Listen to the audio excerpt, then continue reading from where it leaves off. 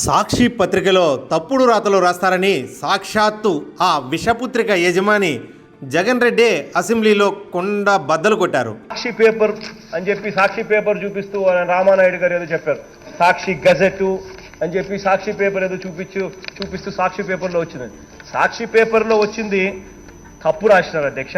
సాక్షిలో ఏది రాసినా, సాక్షిలో ఏది వేసినా అవి తప్పుడు వార్తలు నమ్మొద్దంటూ దాని యజమానే చెప్పాక సిబ్బంది ఊరుకుంటారా?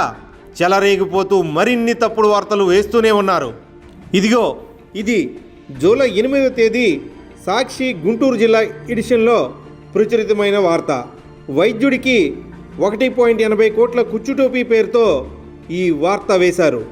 ఇందులో సదరు నిందితుడి పేరు రాయకుండా టీడీపీ నాయకుడంటూ ఫోటోలు వేశారు. ఆ ఫోటోలో ఉన్న వ్యక్తి పేరు మండెపూడి బుజ్జి అలియాస్ రాజారత్నం. నిడమర్రుకు చెందిన బుజ్జి యువజన శ్రామిక రైతు కాంగ్రెస్ పార్టీలో చాలా కీలకమైన నాయకుడు. తన పార్టీ అధినేత 1,00,000 కోట్లు కొల్లగొడితే కనీసం కోటైనా కొట్టేసి పార్టీ పేరు నిలబెట్టాలని విశ్వ ప్రయత్నం చేశాడు. చివరికి 1.80 కోట్ల వరకు విజయవంతంగా దోపిడీ చేసి ఇలా అడ్డంగా దొరికిపోయాడు. జగన్ రెడ్డి సీఎం అయ్యాక మంగళగిరి ఎమ్మెల్యేతో వెళ్ళి కలిసిన బుజ్జిని మనం ఈ చిత్రంలో చూడొచ్చు.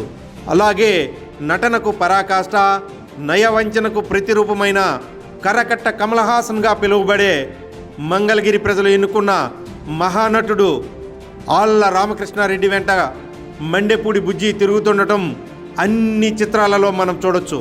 తప్పుడు వార్తలు రాసే సాక్షి తమ దొంగ యజమాని పేరు ప్రతిరోజు ఘనంగా రాసుకుంటుంది. కానీ వైకాపాకి చెందిన మండల స్థాయి నేతలే దొంగలైతే టీడీపీ వాడని ఇదిగో ఇలా తప్పుడు కథనాలు వండి వార్చుతుంది. ఇదొకటే కాదు, ఏ వార్త రాసినా సాక్షి వాడి స్టైలే వేరు. వైకాపాకి చెందిన ఓ యువ వాలంటీర్ మహిళపై దాడి చేసి తీవ్రంగా గాయపరిచాడు. ఇది అన్ని మీడియా సంస్థలు ప్రచురించాయి. అయితే సాక్షిలో మాత్రం వాలంటీర్పై మహిళే దాడి చేసిందని తమకు మాత్రమే సాధ్యమయ్యే అబద్ధాలు అచ్చేసి వదిలారు. పొగ తాగడం, మద్యపానం ఆరోగ్యానికి హానికరం అనేది మనందరికీ తెలుసు.